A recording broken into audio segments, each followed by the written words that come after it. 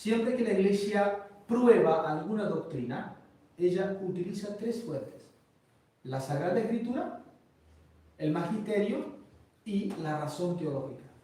O sea, la carta de Dios a los hombres, la revelación escrita, después la interpretación auténtica de esa revelación que consta solamente en el Magisterio infalible de la Iglesia, y el raciocinio teológico sobre esos conocimientos, ya sea la Sagrada Escritura, ya sea el Magisterio. Es superfluo decir que la expresión, el nombre, corredentora, no está en la Sagrada Escritura. No está, de hecho no aparece. Pero el hecho de que no esté expresamente esa expresión no quiere decir que no aparezca de manera alguna. Recuerden siempre que la Escritura supone inteligencia. Entonces, la doctrina de la corredención mariana, si bien no aparece con ese nombre, está presente en la Sagrada Escritura. Los anuncios de la redención, los anuncios de que vendría un hombre que repararía por el pecado de Adán, que nacería de una mujer, que sería virgen, que nacería en Belén, que sería heredero del rey David, etcétera, etcétera, etcétera. Todos esos anuncios vienen juntos con el anuncio de la redención, la maternidad divina. O sea, el hecho de que una mujer daría luz a Dios y hombre verdadero nunca se hace separadamente del misterio de la redención. Son dos cosas que caminan juntas. Sería muy largo estar haciendo todas las citas de la Sagrada Escritura, pero fíjense la primera ocasión donde aparece el anuncio del Redentor, que es ahí luego después del pecado original, cuando Dios le dice a la mujer que la descendencia de ella aplastaría su cabeza, aplastaría la cabeza del demonio, aplastaría el origen del pecado y así sucesivamente. Pero tu descendencia, ¿quién nacerá de ti? Siempre la idea del nacimiento del Redentor, de la venida del Redentor, va junta con la maternidad divina. La Virgen María acompañó, estuvo siempre junto, de manera como lo está una madre con su hijo, siempre estuvo así con el Santísimo Salvador. Fíjense que ella le da a luz y ese cuerpo que fue formado por el Espíritu Santo en el seno de la Santísima Virgen María no posee otra materia sino que el cuerpo de la Virgen. Como no hubo concurso de otra criatura, solamente el Espíritu Santo y la Santísima Virgen María, la materia del cuerpo de Cristo es la materia del cuerpo de la Virgen, cambiado milagrosamente de materia femenina en materia masculina. Pero como no hubo concurso de ninguna otra criatura, todo el cuerpo de nuestro Señor, su hueso, su sangre, su carne, todo viene de la Virgen. La Sagrada Víctima fue alimentada con la misma leche de la Virgen María durante 3 o 4 años, porque más o menos eso es lo que se calcula, que era la costumbre en el pueblo judío de amamantar a los niños hasta los 3 o 4 años. Entonces, la Sagrada Víctima, que nos redimió, se mantuvo no solamente los 9 meses en el seno de su madre, sino que tomó de su propia leche, que poéticamente llamada la sangre blanca. Y después la Virgen acompañó en cada etapa de su vida a nuestro Señor. Y también, por supuesto, en la vida pública. La Virgen aparece tanto en el comienzo como en el final de la vida pública. En el comienzo, siendo la ocasión del primer milagro. Ella fue la intercesora. No tienen vida. Madre, no me llegó mi hora todavía. No importa. Hagan lo que le están diciendo. La intercesión de la Virgen María fue la ocasión del primer milagro de nuestro Señor. El comienzo de su vida pública. Y también estuvo en el final de la vida pública, que fue el sacrificio redentor. Ambos ahí. Nuestro Señor reparando de manera absoluta sobre nuestros pecados y ella cooperando esa reparación. Y un detalle muy importante que no se puede olvidar de la Sagrada Escritura es la manera con que San Juan Evangelista expresa la presencia de la Virgen al pie de la cruz. Recuerden que San Juan Evangelista fue el único apóstol que asistió al sacrificio redentor de nuestro Señor. El único que estuvo ahí presente. todos los demás estaban dispersos. Y el relato puso por escrito cómo fue aquel acontecimiento. Él escribió originalmente en la lengua griega y el grandísimo San Jerónimo tradujo para el latín, que nosotros tenemos la Vulgata latina, que es la traducción de la Sagrada Escritura al latín hecha por San Jerónimo, como la versión auténtica de la Sagrada Escritura. Ahora, ¿cómo expresa San Jerónimo la presencia de la Virgen ahí, traduciendo perfectamente del griego? Dice lo siguiente: Stabat Mater Iesu. Nosotros escuchamos, como somos de lengua latina, escuchamos el verbo stabat, que es un pretérito imperfecto, y queremos traducir como estaba. Porque el verbo stare, vamos a querer traducirlo como el verbo estar, pero no. Si el apóstol San Juan quisiera indicar solamente que la Virgen estaba allí presente, hubiera usado otro verbo. Hubiera usado utilizado el verbo sum. Erat mater Iesu. El verbo stare en latín significa estar de pie, estar firme, la posición del soldado. Esto es lo que significa el verbo stare. Entonces, el hecho de que San Juan haya dicho que la Virgen estaba allí al pie de la cruz, quiere decir que estaba firme. El arte cristiano muchas veces representa a la Virgen como desfallecida, como cayéndose en los brazos de Santa María Magdalena o de San Juan. Es muy piadoso, pero no es exacto.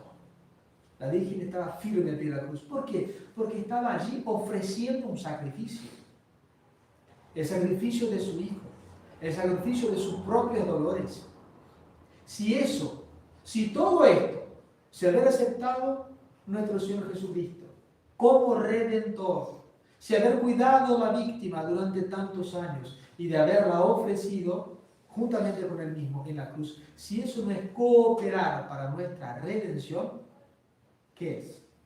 Ahora, el Padre Gabrielito se puede equivocar, porque no es nadie.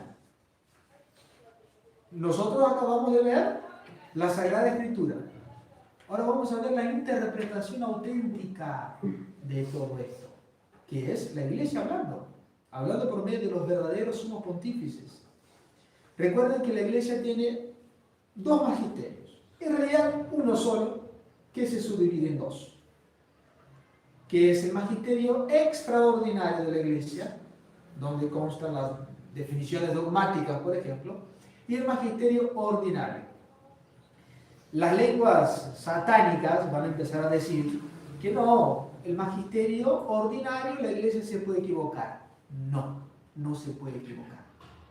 La gran diferencia que hay entre el magisterio extraordinario y el magisterio ordinario es que el magisterio ordinario puede ser reformado. Por ejemplo, la liturgia. Un papa puede venir y hacer una reforma litúrgica. Puede ser otra disposición disciplinaria sobre el ayuno y abstinencia. Puede poner santos en el catálogo de la Iglesia. Puede cambiar los horarios que se pueden decir la misa. Son cosas diferentes, pero no contrarias. No puede haber un papa que diga una cosa y que venga otro y que diga algo totalmente contrario. Por ahora podemos comulgar en pecado mortal. No puede haber un papa que venga a decir eso, porque es una ley contraria, no diferente, contraria a lo que siempre se enseñó. Pero también vamos a ver si el Padre Gabrielito tiene razón en lo que está diciendo. Fíjense lo que dice el Papa Pío XII en la encíclica Humani Generis. Tampoco se ha de pensar que las enseñanzas de las encíclicas no requieren de suyo nuestro asentimiento, con el pretexto de que los pontífices no ejercen en ella el poder de su magisterio supremo, puesto que estas enseñanzas pertenecen al magisterio ordinario, al que también se aplica aquellas palabras del Evangelio: el que a vosotros escucha, a mí escucha. Y de ordinario, todo cuanto se propone e inculca en las encíclicas es ya, por otros conceptos, patrimonio de la doctrina de la Iglesia. Si los sumos pontífices manifiestan de propósito en sus documentos una sentencia en materia hasta entonces controvertida, es evidente para todos los que en tal cuestión, según la intención y voluntad de los mismos pontífices, no puede ya tenerse por objeto de libre discusión entre los teólogos. Entonces, queridos fieles, en una mera encíclica que un papa defina algo doctrinal, queriendo sentarlo como patrimonio de la doctrina católica, ya no es materia de discusión. Por más que no sea una definición dogmática, que es magisterio extraordinario. Recuerden que la Iglesia nunca jamás me puede llevar al error, me puede enseñar el error. El magisterio reformable, que es el magisterio ordinario, va a adaptarse a las necesidades de los fieles. Por ejemplo, en la época de San Pío X, una misa como hoy era imposible. Ahora, en esa hora, a las 8:30 de la noche, porque las misas podían ser rezadas desde el alba hasta la 1 de la tarde. No había misas vespertinas. El Papa Pío XII cambió. Dijo, no, bueno, por la situación del mundo, vamos a permitir las misas vespertinas. Y para eso vamos a disminuir el tiempo del ayuno eucarístico. ¿Ven? Es una disposición disciplinaria, magisterio ordinario. Antes era de una manera, ahora es de otra, pero no es una cosa contraria, es simplemente diferente.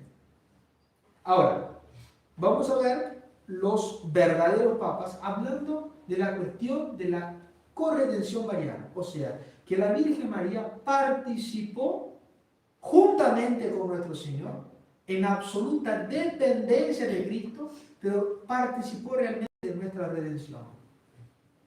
El Papa Pío IX, en la bula Ineffabilis Deus, que es la bula de la definición dogmática de la Inmaculada Concepción. Escuchen bien. Por lo cual, así como Cristo, mediador de Dios y de los hombres, asumida nuestra naturaleza, borrando la escritura del decreto que nos era contrario, lo clavó triunfante en la cruz, así la Virgen Santísima, unida a Él con apretadísimo e indisoluble vínculo, el vínculo de la maternidad, ejercitando con Él y por Él sus sentencias, sus sempiternas enemistades contra la venenosa serpiente, y triunfando de la misma plenísimamente, aplastó con su pie la cabeza de la serpiente antigua. Ella misma aplastó la cabeza de la serpiente, por eso la tenemos representada con una serpiente debajo de los pies.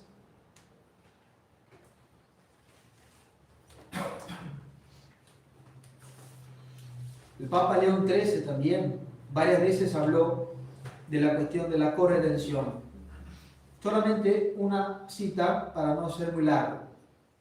La Virgen María, dice el Papa León XIII en la encíclica Supremi Apostolatus, exenta de mancha original, escogida para ser Madre de Dios y asociada por lo mismo a la obra de la salvación del género humano, goza cerca de su Hijo de un favor y un poder tan grande que nunca ha podido ni podrán obtenerlo igual ni los hombres ni los ángeles, porque ni hombres ni ángeles jamás van a poder decir, Jesús es mi Hijo natural. La Virgen asociada por lo mismo a la obra de nuestra salvación. Es imposible hablar más claro, pero seguimos. El Papa San Pío X, la consecuencia de esta comunidad de sentimientos y sufrimientos entre María y Jesús es que María mereció ser reparadora dignísima del orbe perdido, reparadora del orbe perdido, y por tanto la dispensadora de todos los tesoros que Jesús nos conquistó con su muerte y con su sangre. Una más. El Papa Pío XII en la encíclica Audietis Aquas, la última de San Pío X fue la encíclica Adien Illum.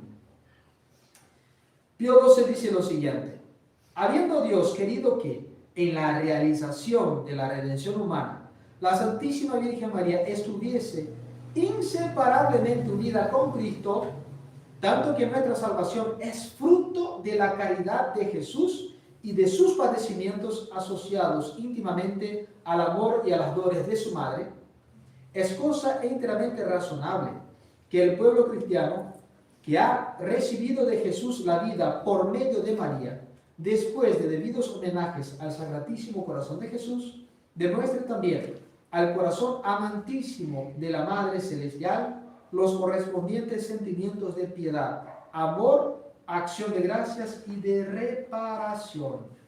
Las citas del Magisterio de la Iglesia también pueden alargarse por mucho más, pero más claro que eso es imposible. Ya vimos que consta en las Sagradas Escrituras, porque el sentido de la maternidad divina es la redención. Si le quitamos el título de reparadora, de corredentora a la Virgen María, quitamos la necesidad de la maternidad divina. ¿Por qué? Hubiera venido directamente nuestro Señor del cielo, sin nacer de una madre. ¿Para qué la madre? Si le quitamos la cooperación de la Virgen, no tiene sentido la maternidad divina. Lo vemos de la doctrina de los papas. Doctrina del magisterio ordinario no se puede discutir. Y si me aparece alguien, aunque sea aparentemente un ángel del cielo, que me diga lo contrario, no lo puedo creer, porque no es la doctrina de la Iglesia. La Virgen sí es la reparadora del género humano, juntamente con Cristo, en absoluta dependencia de Él. La redención de nuestro Señor es principal. La de la Virgen, la corredención es secundaria. La redención de nuestro Señor Jesucristo basta por sí misma. Era totalmente suficiente que nuestro Señor padeciera solito, pero por libre voluntad de Dios quiso que su madre participase de nuestra redención. La reparación de la Virgen, como dije, es totalmente dependiente de nuestro Señor. Y si el sacrificio redentor de nuestro Señor Jesucristo era absolutamente necesario, podemos decir que hipotéticamente hablando, era también necesario el de la Virgen María. ¿Por qué? En la epístola que acabamos de leer, yo no traduje ni el Evangelio ni la epístola porque llegué acá y no tenía misal, pero en la epístola que acabamos de leer, que es una parte del Apocalipsis, se concluye lo siguiente: y Dios hizo nuevas todas las cosas. Hacer nuevas todas las cosas no es hacer todo de nuevo. Son dos cosas diferentes. Dios no destruyó la naturaleza de Adán y creó otra. No. Reparó aquella mismísima naturaleza. Y recuerden que el pecado original no es el pecado de Adán y Eva. Es el pecado de Adán. Si Eva hubiera pecado solita, si no hubiera pecado en Adán, no tendríamos pecado original. El nombre, pecado original, tiene esa denominación porque es el pecado de la origen del género humano. Y la origen del género humano no es Adán y Eva, porque Eva salió de Adán. Es Adán. Pero el pecado no vino sino por medio de Eva. Quien tenía que cometer el pecado para que hubiera pecado original era Adán. Pero asociada a la obra de Adán estaba Eva. Y como Dios hizo nueva todas las cosas, quiso que otro hombre y una mujer, ya no una esposa, sino que una madre, ya no una mujer que le daría hijos por la naturaleza, sino que por la vida sobrenatural le daría muchísimos más hijos que Eva le dio a Adán. No una esposa, una madre inmaculada, que participara de la redención. Así como el único que tenía que cometer el pecado para que hubiera pecado original era Adán, el único que nos podía redimir era Cristo, pero esa redención vino por medio de la Virgen. Y así lo quiso Dios. No es por méritos propios de la Virgen, porque ella misma es redimida. El título de la Virgen María como la Inmaculada Concepción, ella lo recibió como esa gracia singularísima por una previsión de los méritos de nuestro Señor Jesucristo, no por méritos propios. Previendo los méritos de Jesucristo, la Virgen María fue exenta desde el primer instante de su concepción de todo pecado, por eso la Inmaculada Concepción, pero por los méritos de nuestro Señor. Entonces ella misma es redimida, pero en cuanto a nuestra redención, ella fue allí y participó, no solamente aceptando al Hijo como Redentor, cuidándolo, sino que allí al pie de la cruz ofreciendo por nuestros pecados. Una objeción que suele venir de los protestantes es la siguiente: no, padre, pero eso es lo que ustedes están diciendo, es un absurdo. Imagínense que una madre de un médico empezara a decir: yo tengo méritos en la curación que hizo mi hijo, mi hijo hizo una operación en el corazón de una persona, lo salvó, yo tengo una parte de mérito en eso. Claro que no, porque la madre no tenía idea de lo que sería su hijo cuando lo engendró. La Virgen no. La Virgen aceptó ser la madre del reparador del género humano, del redentor de la humanidad. Ella no aceptó cualquier hijo, un médico, un constructor o un ingeniero. No. Objetivamente aceptó ser la madre de Dios, la madre del reparador. Entonces, queridos fieles, no nos dejemos engañar. Aunque parezcan ángeles que vinieron del cielo, no nos dejemos engañar. La Iglesia no se contradice. Quitar el título de corredentor de la Virgen es quitar el sentido de la maternidad divina. Y la Iglesia ya habló sobre ese asunto. ¿Definición dogmática? No hubo una definición dogmática, pero la Iglesia ya habló de manera cierta, sin dejar dudas. Ustedes acaban de leer, no estuve diciendo yo una doctrina, les traje la cita de la Sagrada Escritura, la interpretación del magisterio de la Iglesia, el raciocinio sobre eso.